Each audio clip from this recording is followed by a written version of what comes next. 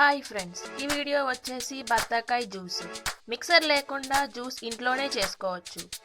బత్తాకాయ తన్నులు ఒలుచుకుని ఒక ప్లేట్లోకి వేసుకోండి.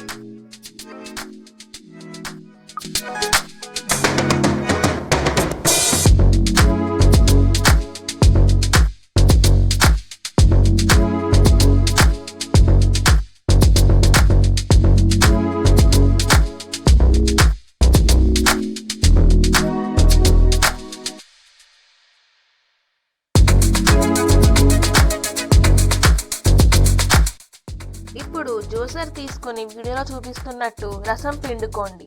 ఒకవేళ మీరు బత్తాకాయ చెక్కలతో రసం పిండుకున్నారంటే మనకి వగరు వస్తుంది. జ్యూస్ వగరు రాకుండా పిండుకున్నామంటే దాంట్లో రసం వేస్ట్ అయిపోతుంది.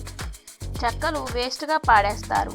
వీడియోలో చూపిస్తున్నట్టు తనులు ఒలుచుకుని చేసుకుంటే వగరు రాదు, రసం కూడా చాలా ఎక్కువ వస్తుంది. నేను ఇక్కడ 2 కాయలు తీసుకున్నాను.